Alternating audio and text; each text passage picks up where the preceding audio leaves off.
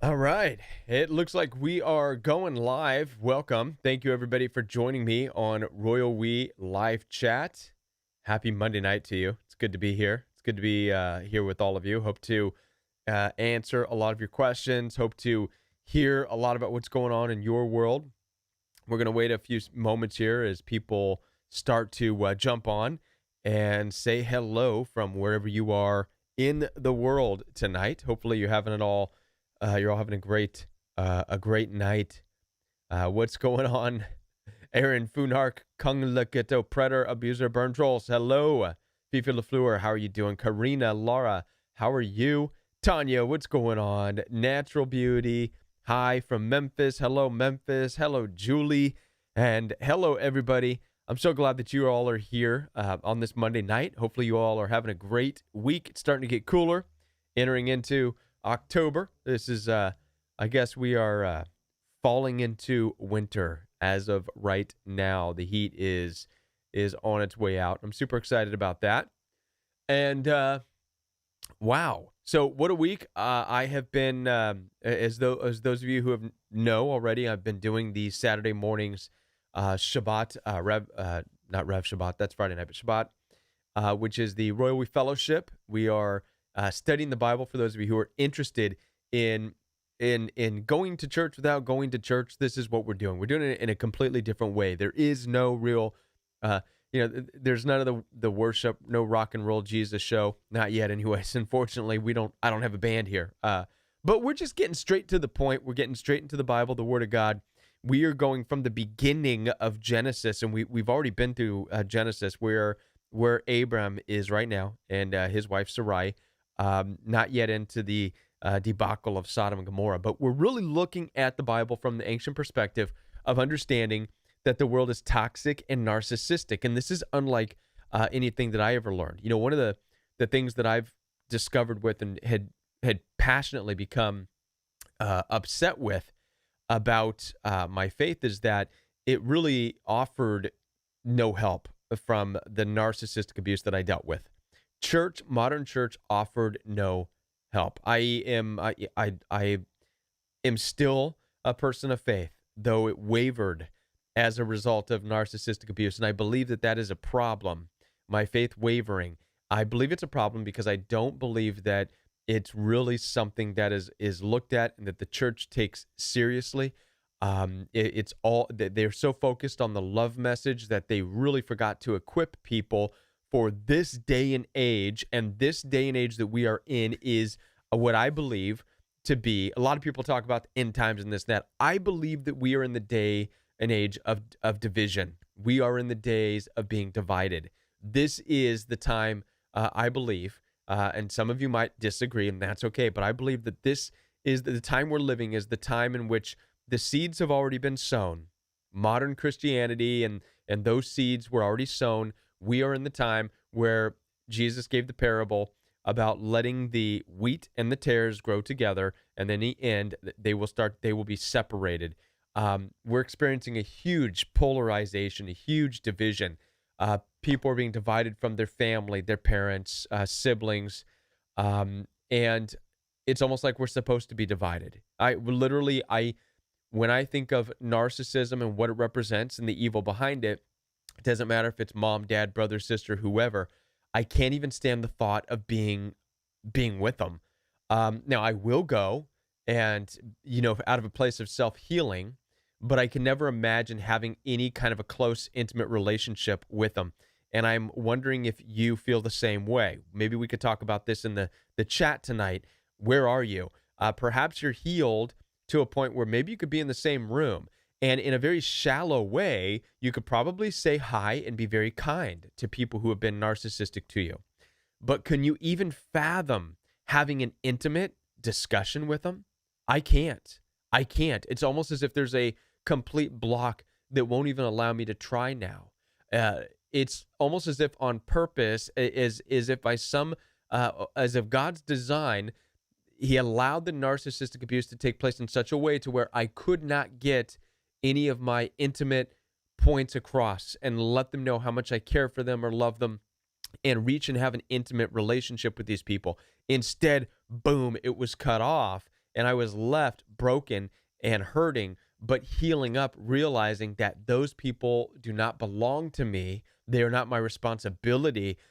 I belong to God, and they belong to God too. But that's a different situation. It's their story, not mine. But I've been called to be different from them, to live different from them, even a family, and to have nothing to do with them. How many of you are in that same spot? How many of you are in that same spot? We can talk about that tonight. And it's really wild. The polarization, the division that we are dealing with. What are your thoughts? The telephone line is open, by the way. You're welcome to call in, and we'll talk about it live, or you can call. You can just text or make a question right here in the chat. And Natural Beauty says the respect for them is gone. Therefore, I can't have a normal relationship. Same here. Same here. You know, it's interesting. In my situation with the in-laws of my wife, one of the things they accused me of that broke my heart was they accused me of never liking them. They and at the time I was scratching my head. I'm like, I'm here. I give up my time every week to be with you, and it was just breaking my heart hearing that. And I was being called judgmental and selfish and ignorant and asshole and all kinds of names, whatever names they can figure out to call me, they were calling me, breaking my heart just left and right. I was really hurting over the situation, and I spent so much time, like many of you, thinking that I can prove them wrong. I'm going to prove them how much I care for them, and I want to make them see that I love them and care for them, and I'm here for them. But as I stand here before you right now, I don't care for them. I think that it took me this long now in this point where I don't care for them anymore. I just don't. It's been taken from me. Any desire to care for them. Any thoughts I have for them now is more of just I feel bad for them in a way. They live their life and do the things and say the things they do, thinking that it's somehow good. And they've got a lot of hurdles in their own life to overcome, but I have no desire to reconcile with them anymore. I have no desire to be a part of their life. As a matter of fact, if they were to come up to me today and accuse me of not liking them, I would agree with them. I'd say, you're absolutely right. I think I hate you guys. And, oh well, I don't know what to do at this point. I just don't. And we got our first caller. You're live on the Royal We. Good evening again, Kevin. This is Antonio Silva. Antonio, how are you? I am doing well. How are you? I'm doing pretty good. What's going on? Well, I was recently talking with my mom and recollecting and recognizing that coming up in the October 5th will be 2 years when since the one I got involved with made herself known to me via Twitter. So it was kind of what's what I'm looking for. It was kind of like the revelation of it was, where did time go? It was 2 years since that moment.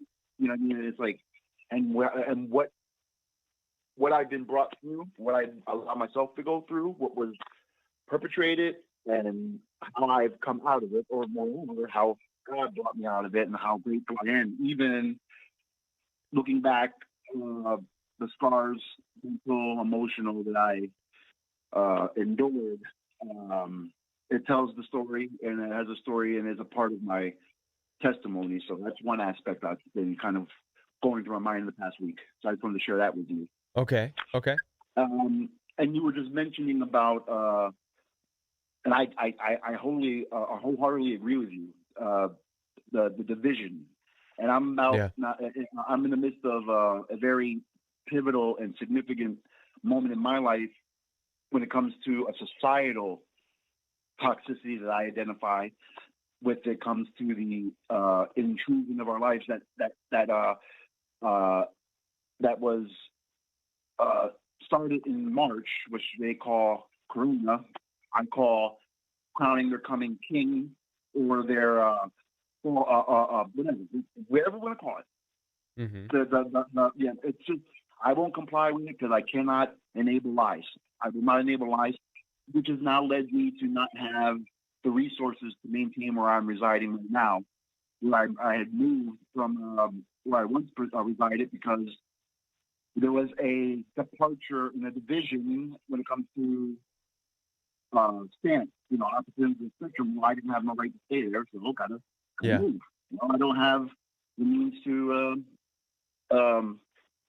maintain that here, and it's now a matter of a crossroads, which is by large part because if most likely where I'm going to go try to gain employment, they're going to try to impose such measures that I will not subject myself to. So now I Mm-hmm. just, it's like if it's not one thing, it's another kind of thing. I mean, Right. I'm at peace with it because my trust is in the Lord. So it's just a matter of okay, there is an offer for refuge. However, I'm 42 years old, and I'm living to the point where I'm looking. And I listened to your where we fellowship, and Yeah. I'm stories like Abraham, Yeah. going and leaving and having to wander. That's one of the options, Kevin, I'm facing right now. I may end up having to go and sojourn, Yeah. not knowing where I'm going to go because I cannot maintain. Right. So basically, to be more succinct, there's a prospect and a possibility that I am well aware of, and I was well aware of when I moved here because the well was going to eventually run dry. That I could become homeless for a time. Okay. And Okay. so I'm going through some of that. I identify as societal toxicities and Sure. societal narcissism. Yeah. So I'm sorry, narcissism, or governmental, if you will, or criminal agencies, however you want to call it. So, the fact being is, I just wanted to kind of share that because I do believe it's somewhat relatable. And I just, I don't know. I guess it's the very essence of it all. I'm just seeking for, the phrase goes, a little prayer, little power. Some prayer, some power. Much prayer, much power. So I guess, Royal family, I'm asking for your prayers, Mm-hmm. and just I will. I guess if be so inclined, or you're so welcoming, I guess I'll call back and let you know somewhere down the line how I'm doing. Definitely Definitely share that with you. keep us up to date. Okay. I will. I thank you very much for your time, and I will allow for another call in. I'm going to continue listening to the show out there. Thank you, Kevin, for everything. It's been such a blessing to me. And World We family, thank you very much, and you be blessed as well. Love you. All right. Thank you, Antonio. Thank you very much for sharing that. All right. Well, we'll be sure to keep Antonio in prayer as he's facing the possibility of being homeless. It's not an easy thing. Many of you don't realize this, but before I left California, I was in a place of being homeless, and with a family, with kids, and with my wife, and we were living in a hotel, a dingy California hotel. It was pretty crazy. And this is, it came out after the narcissist. Was before the royal we. This is before all of this, and the narcissistic abuse was taking place. So that was just kicking my ass. So I was already mentally beat down. The work situation in California was very difficult at the time, and I was doing all kinds of whatever I could work. I was going through temp agencies and learning how to drive forklifts and all kinds of weird stuff, and moving rocks around, and pipes and steel pipes, stuff I had no business lifting with a forklift. And I look back now and it was dangerous. I almost dropped some kind of a steel pipe that was made for an airplane, titanium pipe or something. It was heavy. It's ridiculous. Anyways, if it would have rolled over someone's foot, it would have popped it like a grape. But anyhow, it was very tough, very difficult time. And being in a hotel for a couple of weeks, and then some people at church took us in, and it was at that moment where, everything, the relationships, the narcissistic abuse, the job situation, just everything was like, get out. It was the great purging. I call it the great purging for me from California. And we left California, headed out. Instead of heading west to California, we headed to the Midwest, and have been blessed ever since getting out of California, which now is turning into, from what I understand, quite the hellhole. Literally, it's on fire still, and job situation isn't any better over there. I believe that God brought me out of that place at just the right time, And I believe God does do these things for people. And so, Antonio, with whatever you're facing, be encouraged that there's typically a right time, especially for those of you who are of faith. There's a right time for it to happen, and there's a right time for you to grow through it. All right? And there's blessings on the other side. It doesn't always seem that way, and we have to go through the pain, and allow the pain to create in us strength. How about that? Fee Fox, what's going on, Fee Fox? And I know Fee Fox, I saw earlier, said that she is still in the phase of being traumatized, and completely get that lasts a very long time. But she has a question here: would you discuss forgiveness versus tolerating abuse? Many say, "Oh, everyone has a bad day. Blah blah blah. Just forgive them." Yeah, no, hello. You should, anybody who says everybody has a bad day, you should look them in the face and say, yeah, but is every day a bad day? Because that's what it's like being with narcissists. It's every day with them is a bad day. Once they target you, it's not a bad day. It's abuse. It's hatred. It is you having to be a bad person in order to prop up their fulfillment, right? And if you don't play along, if you are too kind and too loving, they'll get enraged because you're not playing, you're not letting them win, you're not letting them be the victim that they want to be. If you are stronger than them and you put them down, they still win because, then they're the victim, So it's not a matter of forgiveness. It's not a matter of people having a bad day. Narcissism is real, especially in today's culture. It's plagued by it.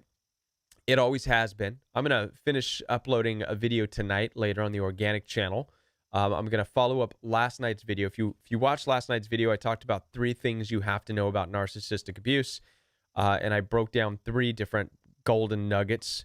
One is that they are grandiose, which is very proud, very boastful. 2 is they're very unforgiving. And in their unforgiveness, they split you, and you become something that represents everything they hate. But that's not necessarily, narcissistic, because not abusive anyways. After all, we split narcissists. Now that we recognize their abusive patterns, we split them, and we have a very difficult time finding the good in them or the good in a relationship with them. So we do that too.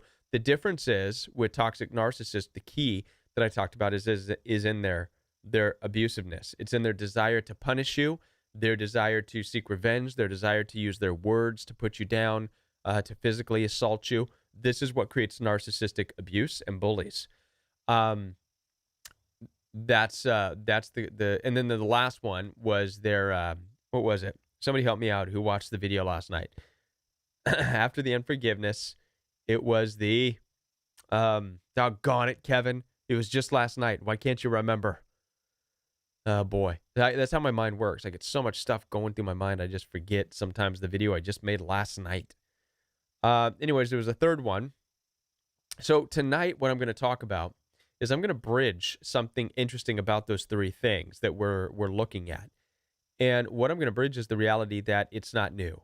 It's the same abuse that's always existed since the ancient days. Narcissism is not new, okay? What has happened, what I believe has happened in the world is that we have become tolerant and we have become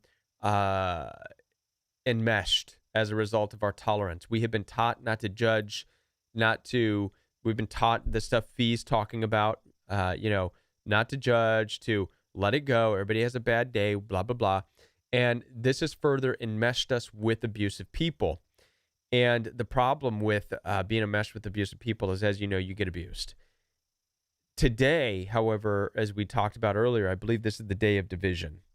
And we are now no longer supposed to be using things like forgiveness as an enabling aspect of keeping abusive people in our life. Because if we're not careful, this whole thing of forgiveness will actually enable abuse. And I believe that we are in a day of division. Even in the ancient literature, division was talked about. Jesus talked about division. He said, I did not come to bring peace, but a sword. And children will be against their own parents. A man's enemies will be the members of his own household. Parents will be against their own children. Jesus talked about this, and he wasn't talking about what was taking place right then. He was talking about, I believe, this day. I really believe that.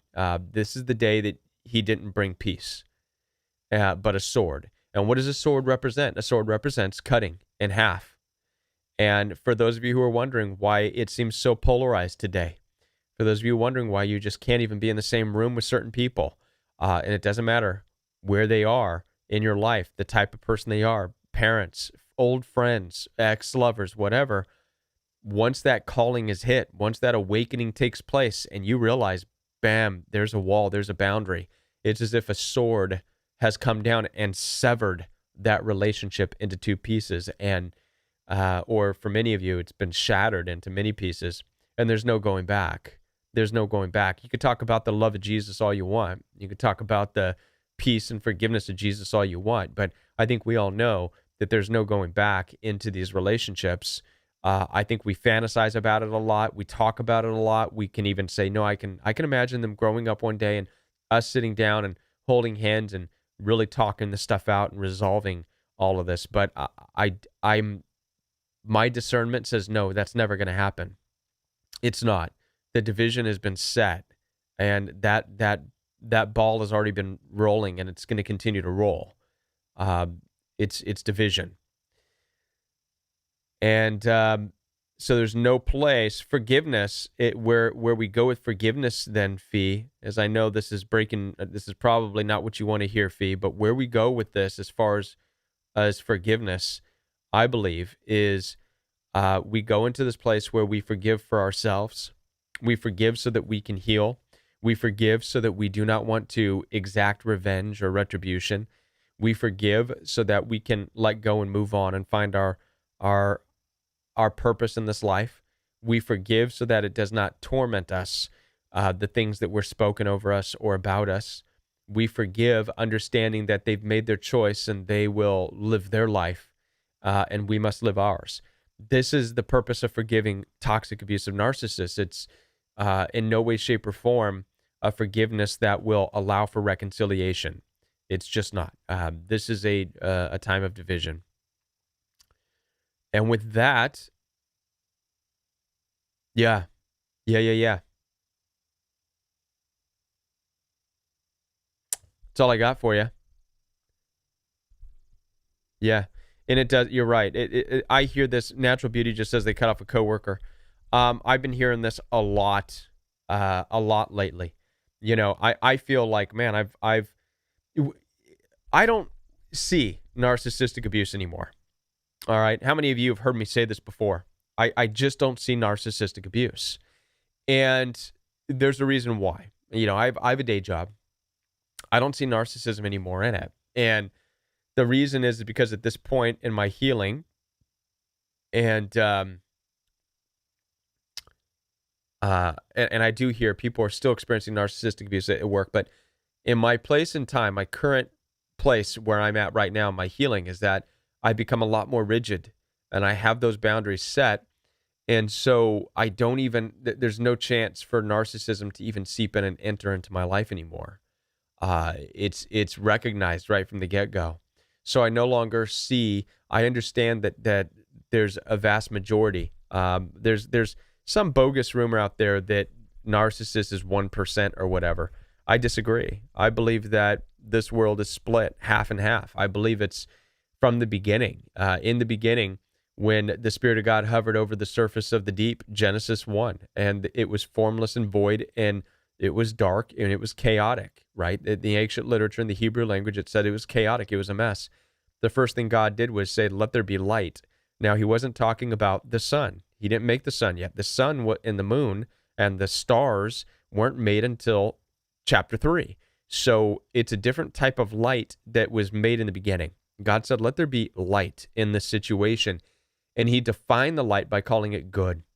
So right away, what we have in the beginning, and then after that, he divided it. And then he separated the light from the darkness. And then he called the light day, the darkness night, right?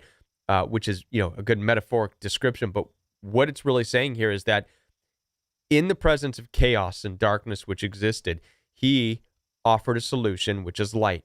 Light, he said, is good. So he qualified this new creation. He said, this is good. And now there's two things. He didn't say darkness be gone forever. He said, okay, now you're separated, light and darkness. And this is division. God, if you want to know who created division, God. God created division. It's part of his plan. It's part of his purpose. This is the stuff that we can't fathom or even understand, and we'll have to wait to get to heaven. We'll have to wait to get to heaven to understand.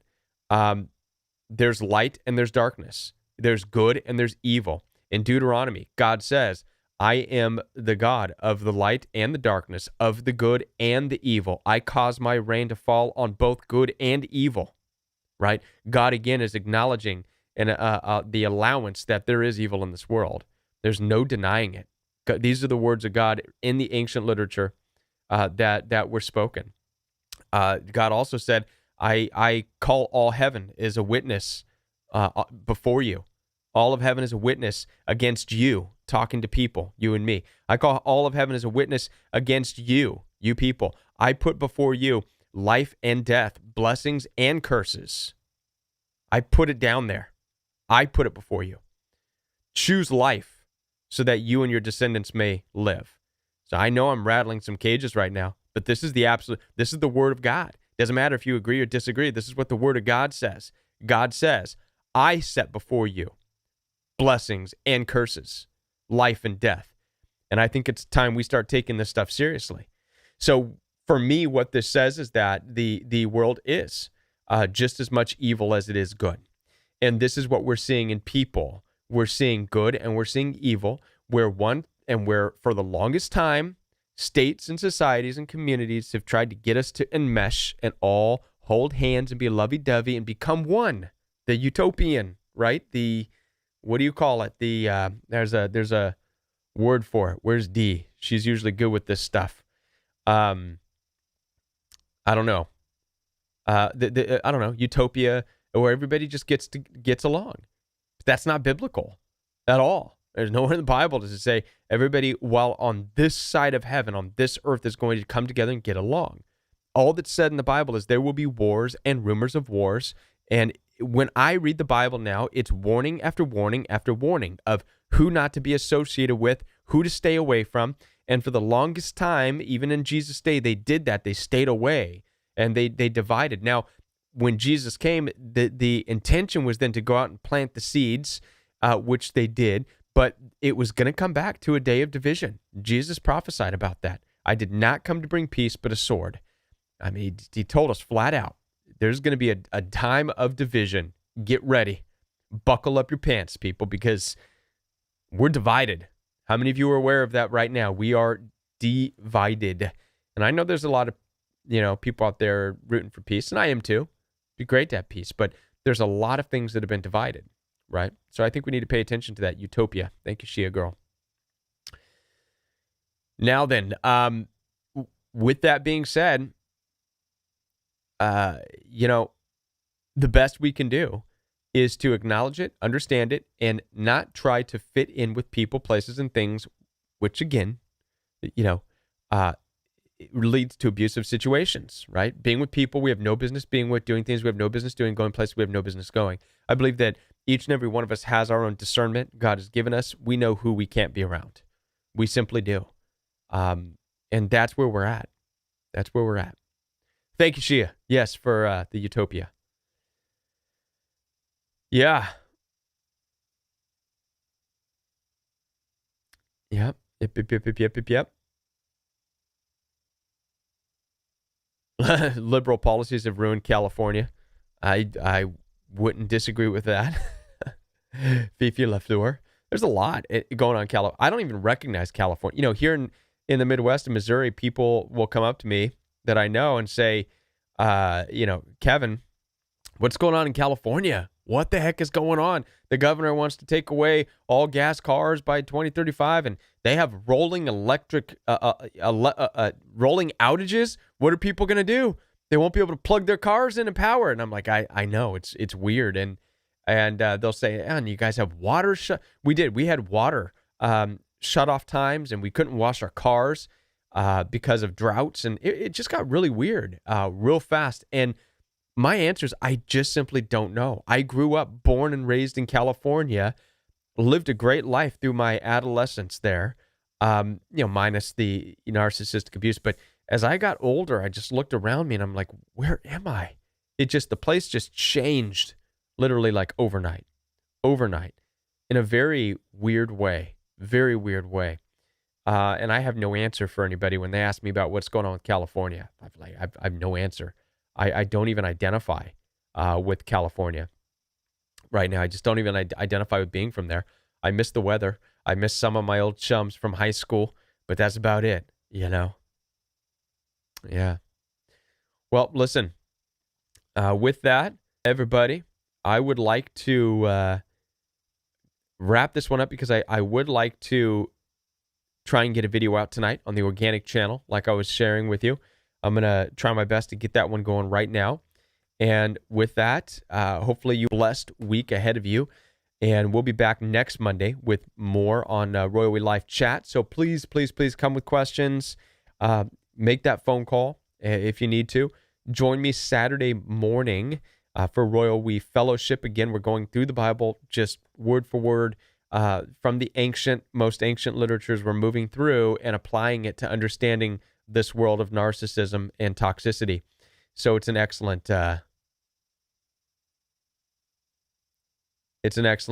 thing. Looks like we're freezing up, so it's a good time to end. We'll be back. Have a great night, everybody.